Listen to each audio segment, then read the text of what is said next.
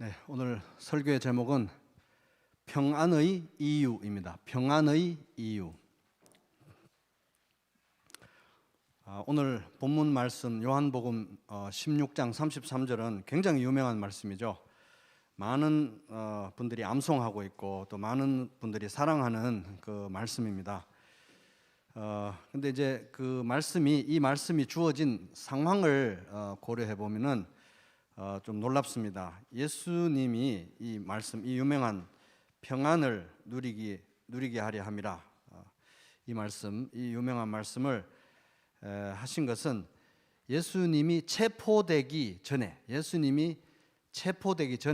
제자들에게 하신 마지막 설교, 그 마지막 설교의 마지막 한 문장이었습니다. 그래서 이 마지막 설교를 우리가 고별 설교라고 하는데 요한복음 14, 15, 16장이 해당합니다. 근데 예수님의 유언과 같은 말씀이죠. 제자들에게 남기신, 이제 잡히시기 전에 마지막으로 하신 설교의 마지막 절이니까 그 유언과 같은 고별 설교의 하이라이트, 클라이막스, 결론부에 해당된다고 할 것입니다.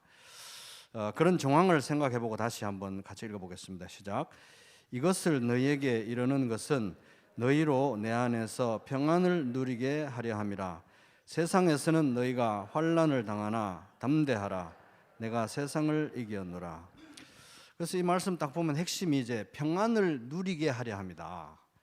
예수님이 유언과 같은 이 고별 설교의 결론부를 말씀하시면서 가장 관심이 있는 것은 제자들이 평안을 누리게 하려 하는 것, 그게 가장 관심이 있는 내용이고 그게 이 절의 핵심입니다. 근데 예수님이 평안을 누리게 하기 위해서 하신 일이 있어요. 그게 바로 뭐냐면 33절 초반에 보면은 이것을 너희에게 이르는 것은 너희로 하여금 평안을 누리게 하려 합니다. 그러니까 굉장히 지금 중요한 평안이라는 주제를 말씀하고 계시는데, 이 평안을 누리게 하시기 위해서 예수님이 하신 일은 이것을 너희에게 이르는 거예요. 이것을. 그러면 이것이 뭐냐, 이게 중요한 거죠. 이것을 너희에게 이른 것은 너희가 평안을 누리게 합니다. 이것이 무엇이냐는 거예요. 이런 경우에는 가장 이제 보통은 가장 인접 문맥에 해당되는 말씀을 찾아봐야 됩니다. 가장 인접 문맥이 그 앞절이죠. 앞절 32절 보면은 보라 너희가 다 각각 제 곳으로 흩어지고 나를 혼자 둘 때가 오나니 벌써 왔도다. 그러나 내가 혼자 있는 것이 아니라 아버지께서 나와 함께 계시느니라. 이것은 이제 예수님이 이제 그 이튿날 잡히시고 십자가에 죽으시고 뭐 이러는 상황에서 제자들은 다 예수님을 버리고 도망을 가고 배신하잖아요. 예수님만 혼자 계시는데, 근데 혼자 있는 게 아니라 아버지 하나님께서 계신다. 이런 종류의 말씀이니까 사실은 이 32절만 가지고는 너희에게 평안을 누리게 하기 위해서 이 말씀을 주셨다고 보기가 사실 어렵습니다. 32절은. 그러면 인접 문맥이 아니라면 이제 어떻게 봐야 되냐? 좀 더 넓은 문맥을 봐야 되는데, 좀 더 넓은 문맥이 바로 이 고별 설교 전체에 해당하는 거예요. 왜냐하면 고별 설교는 한 묶음이기 때문에. 그래서 이것을 이제 이 고별 설교의 마지막 부분에서 말씀하시는 이유, 고별 설교를 제자들에게 지금 잡히시기 전에 주신 이유, 가장 중요한 목적이 뭐냐? 바로 제자들로 하여금 평안을 누리게 하기 위해서 이 말씀을 주셨다는 거예요. 요한복음 14, 15, 16장 전체가 하나의 목표를 향해 가고 있는데 바로 너희들이 평안을 누리게 하는 것이다 하는 겁니다. 그래서 예수님에게 있어서 제자들의 평안, 이건 굉장히 중요합니다. 샬롬, 평안, 샬롬. 그래서 우리의 평안이 예수님의 굉장히 중요한 관심사예요. 우리가 이 세상에서 예수 그리스도의 제자로 살아가면서 여러 가지 근심도 많고 환난도 많고 어려운 일도 많고 그렇잖아요. 깜짝깜짝 놀래고 참 나날이 어떻게 그렇게 다양하게 문제들이 생기는지, 그렇게 문제들이 많고 환난이 많고 어려움이 많은데 이 가운데서 우리가 평안을 누리는 문제에 대해서 예수님은 너무나 중요하게 생각한다. 이거 우리가 기억해야 되는 것입니다. 그래서 이 고별 설교의 마지막 문장은 곧 우리가 평안을 누리게 하기 위해서 주셨다 하는 취지를 이제 설명하는 건데, 그래서 오늘 설교의 목표는 이 고별 설교 전체에서 가장 중요한 포인트를 이제 짚어보면서 예수님의 말씀대로 우리가 이 세상에서 여러 가지 환난을 당하지만 그 가운데서도 평안을 누릴 수 있는 이유는 뭔가, 그 평안의 이유, 평안의 조건들을 한번 세 가지로 정리를 해보도록 하겠습니다. 자, 우리가 세상에서 환난을 당하지만 평안을 누릴 수 있는 이유. 그래서 우리가 평안을 누리려면 이 세상에서 각자 기대하게 있는 게 있잖아요. 자, 이렇게 하면 평안을 누릴 것 같아, 저렇게 하면 평안을 누릴 것 같다 이러는데, 우리 생각을 지금 잠깐만 내려놓고 나는 이 문제가 해결이 돼야 되고 나는 저 문제가 해결이 돼야 돼서 이 문제에 대해서 오늘 얘기해 주세요, 이런 생각을 잠깐만 내려놓고요, 평안을 이렇게 주시고 싶어 하시는데, 예수님은 우리의 평안을 주시는 그 근거, 예수님이 우리에게 평안을 주시고자 하는 그 방식, 예수님의 방식에 한번 집중해서 잠깐만 우리의 생각을 내려놓고 한번 집중해 보시기 바랍니다. 내가 생각했던 거하고 좀 다른데 그래도 끝까지 집중해 주시기 바랍니다. 자, 우리가 이 세상에서 환난을 여러 가지 겪지만 평안을 누릴 수 있는 이유, 첫 번째 따라 보겠습니다. 예수님의 올라가심. 시작. 자, 14장으로 돌아와 봅니다. 왜냐하면 14장부터 고별 설교 시작이니까요. 14장 보면은 1절, 요한복음 14장 1절, 너희는 마음에 근심하지 말라. 하나님을 믿으니 또 나를 믿으라. 제가 읽겠습니다. 한번 들어보세요. 14장 1절 제가 읽고 2절, 3절, 4절 계속 읽습니다. 내 아버지 집에 거할 곳이 많도다. 그렇지 않으면 너희에게 일렀으리라. 내가 너희를 위하여 거처를 예비하러 가노니 가서 너희를 위하여 거처를 예비하면 내가 다시 와서 너희를 내게로 영접하여 나 있는 곳에 너희도 있게 하리라. 내가 어디로 가는지 그 길을 너희가 아느니라. 이렇게 말씀하십니다. 지금 이제 그 다음 날이면 예수님이 잡히시고 재판을 받고 고문을 당하고 십자가에서 죽으실 거잖아요. 이 6월절 식사 자리에서도 예수님이 아리송한 말씀을 하셔가지고 제자들이 지금 굉장히 심란하고, 실제로 일이 닥치면 제자들은 얼마나 불안할까, 그걸 내다보시는 예수님께서 제자들에게 근심하지 말라고 위로하시면서 주시는 이제 말씀인 거예요. 근데 이제 여기 보면은 내가 너희를 위하여 거처를 예배하러 간다, 2절.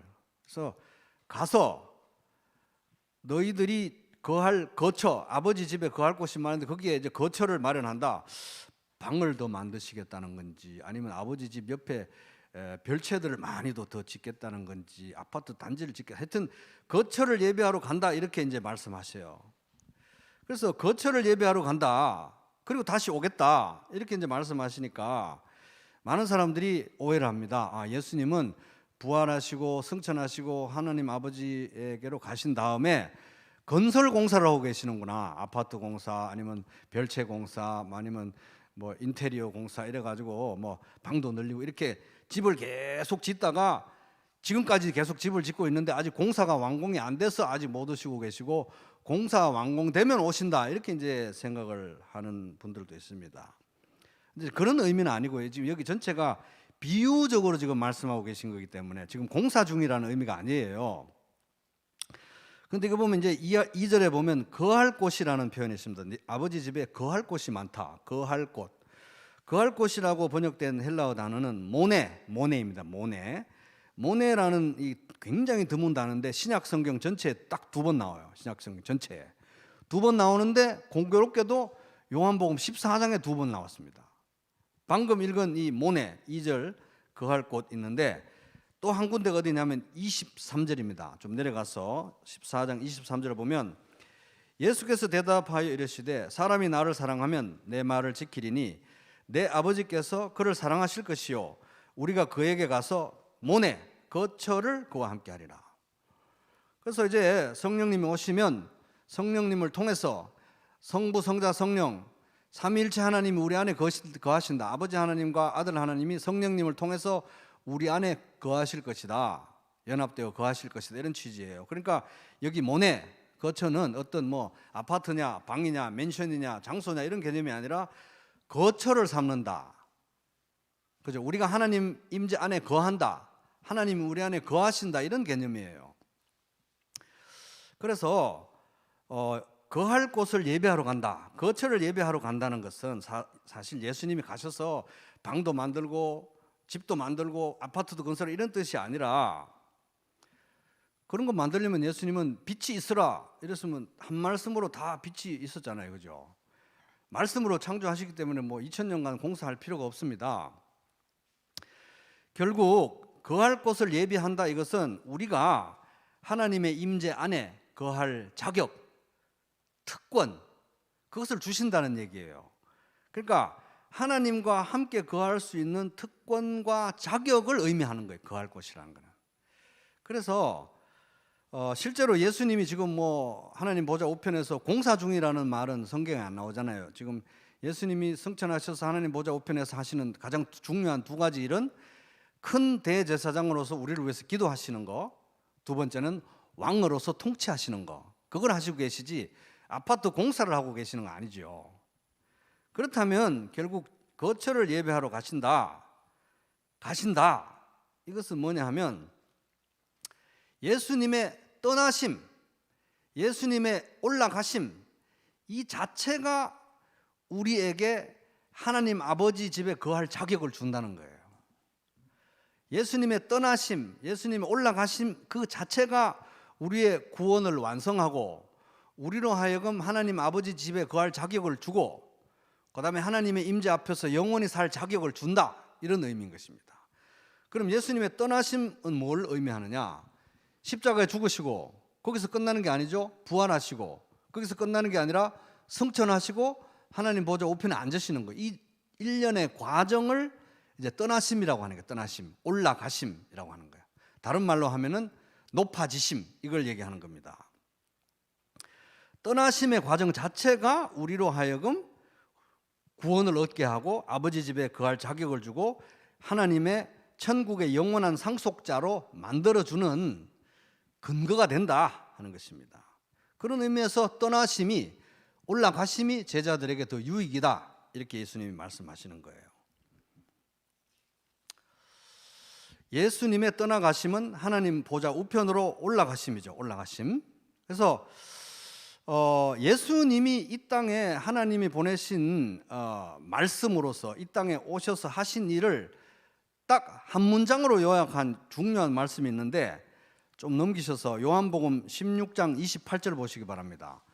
예수님이 이 땅에 오셔서 하신 일을 딱 한 문장으로 요약한 거예요. 요한복음 16장 28절 제가 읽어보겠습니다. 들어보세요. 내가 아버지에게서 나와 세상에 왔고 다시 세상을 떠나 아버지께로 가노라, 이거예요.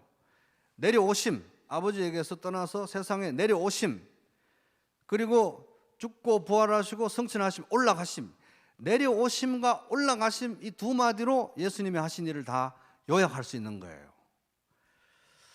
내려오심만 있고 올라가심이 없으면 구원이 완성이 안 됩니다. 왜냐하면 죽기만 하고 부활을 하시지 않으면 구원이 완성이 안 되잖아요. 그죠? 부활만 하시고 승천하시지 않으면 구원이 완성이 안 돼요. 승천하시기만 하고 하나님 보좌 우편에 안 앉으시면 안 되는 거예요. 하나님과 동등한 삼위일체 하나님으로서 하나님 보좌 우편에 앉아야 우리 구원이 완성이 되기 때문에 내려오심만 있으면 안 되고 올라가심이 있어요. 그러니까 예수님의 올라가심, 떠나가심은 바로 우리 구원의 완성이고 예수님의 승리의 증거다. 승리의 증거. 내가 세상을 이겼다 할 때 승리의 증거가 뭐냐? 올라가심이에요. 올라가심.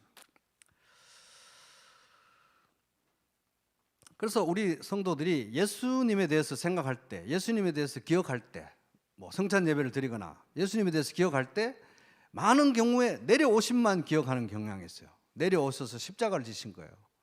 너무 슬퍼요. 거기까지만 생각해요. 올라가심이 없어요. 올라가심이 없으면 이 예수님이 하신 일에 대해서 반만 아는 거예요. 반만. 복음의 절반만 아는 것입니다. 내려오심과 올라가심이 다 있어야 되는 것입니다. 실제로 이 올라가심, 높아지심, 낮아지심 말고 올라가심, 높아지심, 이것은 초대교회 사도들이 전했던 복음의 핵심 내용이었어요. 핵심 내용. 그래서 이스라엘에게 회개함과 죄사함을 주시려고 그를 오른손으로 높이사 임금과 구주로 삼으셨느니라. 우리는 이 일의 증인이요 예수님의 올라가심, 높아지심에 대한 증인이요 하나님이 자기에게 순종하는 사람들에게 주신 성령도 그러하도다. 사도행전 5장 31절 32절 말씀. 그러니까 제자들은 복음을 전할 때, 예수님에 대한 소식을 전할 때 예수님이 내려오신 예수님만 생각한 게 아니었어요. 내려오셨다가 올라가셨어요. 낮아지셨는데 높아지신 거예요. 높아지신 하나님, 하나님 보좌 우편에 앉아 계신 예수님의 관점에서 예수님을 전하고, 이 지금 하나님 보좌 우편에 앉아 계신 예수님이 당신을 위해서 죽으셨고 지금 당신을 부르신다. 이게 복음의 메시지였던 거예요. 그 관점에서. 그래서 사도신경에도 보면 성부, 성자, 성령 하나님에 대해서 나오는데, 성부, 성자, 성령 하나님에 대해서 나오는 중에 제일 많이, 그 짧은 사도신경에서 가장 많이 할애된 부분이 성자 하나님, 예수님에 대한 거잖아요. 예수님에 대한 몇 줄 안 되는 내용 중에 절반은 내려오심, 절반은 올라가심, 절반은 낮아지심, 절반은 높아지심이에요. 그래서 이는 성령으로 잉태하사 동정녀 마리아에게 나시고 본디오 빌라도에게 고난을 받으사 십자가에 못 박혀 죽으시고 내려오심, 낮아지심. 그죠? 요것만 거치면 안 돼요. 여기서 거치면 안 되는 거예요. 나머지는 장사한 지 사흘 만에 죽은 자 가운데서 다시 살아나시며 하늘에 오르사 전능하신 하나님 우편에 앉아 계시다가 저리로서 산자와 죽은 자를 심판하러 오시리라. 올라가심, 내려오심, 올라가심, 낮아지심, 높아지심 다 있어야 되는 거예요. 그래서 본문으로 돌아오면 16장 33절, 이것을 너희에게 이르는 것은, 이 고별 설교를 너희에게 한 이유는 너희로 내 안에서 평안을 누리게 합니다. 근데 너희는 세상에서 환난을 당한다는 거예요. 그러나 담대하라. 왜? 내가 세상을 이겼기 때문에. 우리가 환난 중에도 여러 가지 힘들고 슬프고 어려운 일 중에서도 평안을 누릴 뿐만 아니라 담대할 수 있는데, 이유는 예수님이 승리하셨기 때문에. 예수님이 승리하셨다는 가장 확실한 증거는 올라가심이에요. 올라가심, 떠나가심. 예수님의 떠나가심, 올라가심, 높아지심이다 이거예요. 예수님이 이것을, 예수님의 올라가심을 이 세상에 남겨진, 예수님이 지금 하나님 보좌 우편에 계시니까 이 세상에 남겨진 우리가 평안을 누릴 수 있는 첫 번째 이유로 제시하셨습니다. 나는 평안이라고 하니까 이런 것 저런 것 좀 이렇게 해서 기대했는데 실망인데, 낯선데 이렇게 생각되시더라도 한번 여기 집중해 보시기 바라요. 예수님이 하신 말씀입니다. 평안에 대해서, 평안을 누릴 수 있는 첫 번째 이유, 예수님의 올라가심. 자, 두 번째 이유 따라해 보겠습니다. 성령님의 오심. 시작. 자, 14장, 요한복음 14장 16절 17절 보겠습니다. 14장 16절 17절 제가 읽어보겠습니다. 내가 아버지께 구하겠으니 그가 또 다른 보혜사를 너희에게 주사 영원토록 너희와 함께 있게 하리니 그는 진리의 영이라. 세상은 능히 그를 받지 못하나니 이는 그를 보지도 못하고 알지도 못함이라. 그러나 너희는 그를 아나니 그는 너희와 함께 거하시며 또 너희 속에 계시겠습니다. 요한복음 14장 16절 17절. 그러니까 참 놀랍게도 예수님의 이 고별 설교, 우리에게 평안을 누리게 하기 위해서 주신 이 고별 설교의 상당 부분이 성령의 오심에 대해서 얘기하고 있어요. 성령의 오심에 대해서. 그래서 14장과 16장에 이제 특별히 성령의 오심에 대해서 얘기하고 있죠. 성령님은 또 다른 보혜사람 불리죠. 또 다른 보혜사. 또 다른 보혜사는 뭡니까? 원래 보혜사가 있었다는 거잖아요. 보혜사는 돕는 분. 원래 돕는 분이 있었는데 또 다른 돕는 분이 오신다는. 원래 돕는 분은 예수님. 예수님이 승천하시고 대신 오신 또 다른 돕는 분이 성령님이라는 겁니다. 성령님이 오시는 것이 왜 우리에게 평안의 이유가 되느냐?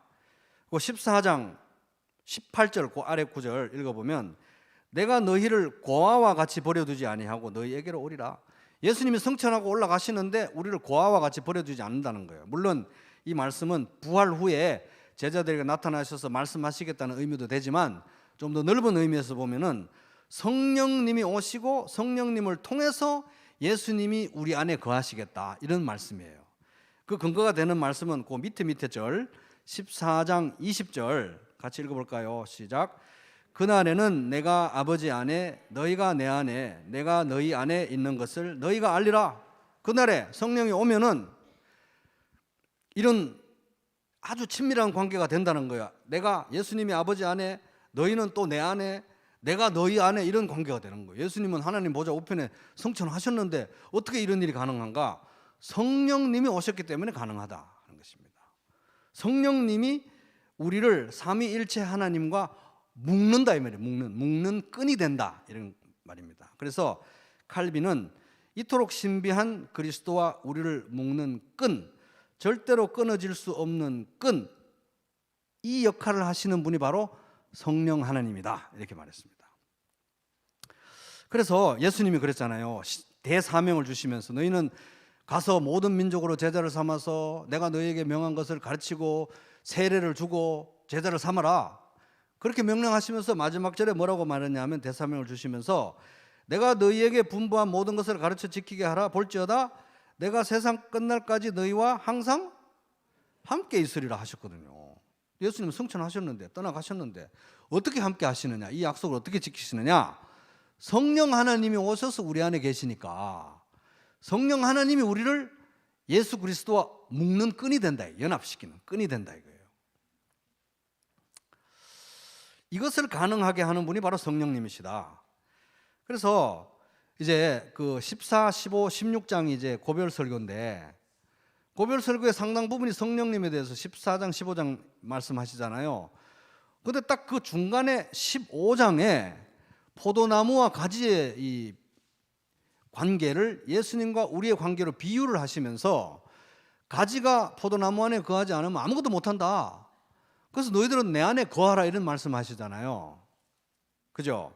너희는 내게 일러준 말로 이미 깨끗하여졌으니 내 안에 거하라. 나도 너희 안에 거하리라. 가지가 포도나무에 붙어 있지 아니하면 스스로 열매를 맺을 수 없음 같이 너희도 내 안에 있지 아니하면 그러하리라. 요한복음 15장 3절에서 4절. 이게 가능한 이유가 바로 성령님이 우리 안에 계시기 때문에. 예수님은 저 하늘 보좌 우편에 계시고 우리는 이 땅에 거하는데 어떻게 우리가 예수님 안에 거할 수 있는가? 성령님이 이것을 가능하게 한다. 아주 현실적으로 가능하게 한다는 것입니다. 성령님께서 하시는 또 다른 매우 중요한 일은, 조금 내려가서 자 14장으로 또 갑니다. 14, 15, 16 왔다 갔다 하죠. 요한복음 14장 26절 제가 읽겠습니다. 보혜사, 돕는 분, 곧 아버지께서 내 이름으로 보내실 성령, 그가 너희에게 모든 것을 가르치고 내가 너희에게 말한 모든 것을 생각나게 하리라. 성령님이 오셔서 하시는 제일 중요한 일은 예수님의 말씀을 생각나게 하고, 예수님에 대해서 가르치고, 예수님을 바라보게 하고, 예수님을 의지하게 하고, 예수님과 연합 가운데 거하도록 하는 게 성령님이 하시는 일이라는 거예요. 끊임없이 예수님을 가르쳐 주시는 분이 성령님이다. 그러니까 뭐 성령 충만하면 막 에너지와 기가 막 충만해가 샥 해가 장풍 받아라 이러고 막 이런 게 성령 충만이 아니고, 성령 충만이 되면 예수님께 집중하게 돼 있는 거예요. 예수님께. 왜? 성령님이 하시는 일이 바로 예수님을 가리키고 예수님을 보여주시고 예수님을 붙들게 하시는 게 성령님이 하시는 일이기 때문에, 그래서 성령 충만한 사람이 되고 성령 충만한 사람이 될수록 예수님의 충성된 제자가 된다 하는 겁니다. 그가 내 영광을 나타내리니 내 것을 가지고 너희에게 알리시겠습니다. 요한복음 16장 14절. 예수님께 영광을 돌리는 분이 성령 하나님이세요. 그러니까 아버지 하나님께 충성하시고 죽기까지 복종하신 분은 예수님, 아들 하나님. 이 예수님을 끊임없이 가리키고 보여주시고 믿게 하고 붙들게 하시는 보이지 않는 하나님이 성령 하나님. 그래서 이것을 비유로 너희에게 일렀거니와 때가 이르면 다시는 비유로 너희에게 이르지 않고 아버지에 대한 것을 밝히 이르리라. 요한복음 16장 25절. 예수님이 이 땅에 계실 때 많은 사람들이 그래요. 지금 내가 예수님이 내 앞에서 계시면은 내가 더 잘 믿겠다. 아니면 예수님이 땅에 계셨을 때 내가 그때 있었으면 더 잘 믿었겠다. 이런 얘기 하는데 그거는 거짓말이에요. 왜냐하면은 예수님이 계실 때 아직 복음이 명확하지 않았어요. 왜냐하면 예수님이 죽으실 것도 아직 불분명했고 제자들은 불분명했잖아요. 몰랐잖아요. 그리고 죽음의 의미가 뭔지도 몰랐어요. 죽고 부활하고 승천하시고 성령님이 오시고 난 다음에야 이 모든 게 다 선명해진 거예요. 그래서 예수님이 계시는 동안은 꼭 비유적으로 말씀하시는 것 같았어요. 근데 성령님이 오시면 명쾌하게 모든 걸 말씀하시겠다 하는 겁니다. 예수 그리스도에 대해서 너무 모든 것들이 다 명쾌해진 것은 성령님이 오신 이유다 하는 겁니다. 그래서 우리가 예수 그리스도를 아는 지식에서 계속 자라갈 수 있게 하시는 분이 바로 성령님이시라는 거예요. 그래서 성령님이 우리의 평안의 근거가 된다. 근데 또 한 가지는 우리가 예수님을 알아가고 예수님 우리 안에 거하고 우리가 예수님 안에 거해서 좋아요. 이런 친밀한 관계에 있는데 우리끼리 신앙생활하는 거는 쉽죠. 그런데 또 우리가 이 세상에 살면서 안 믿는 사람들에게 둘러싸여서 그들에게 복음을 전하고 말씀을 전하고 해야 되는데, 전해야 될 복음이 무슨 재밌는 얘기가 아니고 당신은 죄인이고 존재 자체가 죄인인데 당신의 죄를 해결 못해서 예수님 하나님 아들이 당신을 위해 죽으셨고 부활하셨는데 그분을 믿으면 공짜로 순전히 은혜로 구원받는 게 복음입니다. 이렇게 말을 해야 되는데 사람들이 그걸 믿나요? 내가 왜 죄인인가요? 예수는 누군데 왜 또 나를 위해서 왜 죽으나요? 막 이러잖아요. 그러니까 이것은 완전히 이 세계관 자체가 바뀌지 않으면 안 되는 거예요. 인간관 자체가 완전히 바뀌어야 되는 거예요. 근데 우리 그 새벽 설교 때 우리 강복임 목사님 언급하신 것 중요한 단어인데, 사고 체계가 완전히 바뀌지 않으면 믿을 수가 없어요.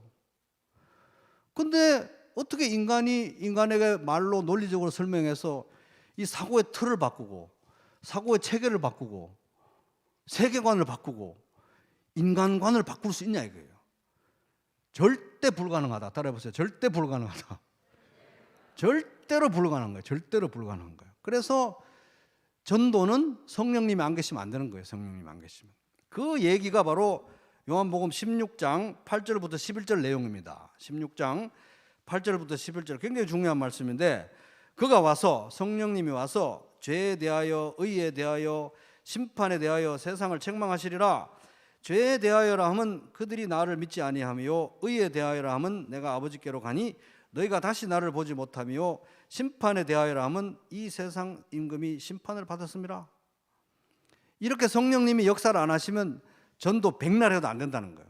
왜냐하면은 죄에 대해서 내가 실정법을 어긴 적이 없는 내가 왜 죄인이냐 이거잖아요, 사람들은. 근데 9절 죄에 대하여라 하면 그들이 나를 믿지 아니하며, 당신은 실정법을 안 어겼을지 몰라도 존재 자체가 죄인이다.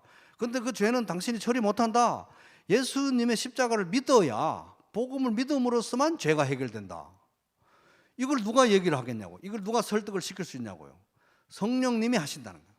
사고 체계를 완전히 바꾸는 건 성령님이 하시니까 우리는 순종만 하면 된다 하는 것입니다. 전하기만 하면 된다는 겁니다.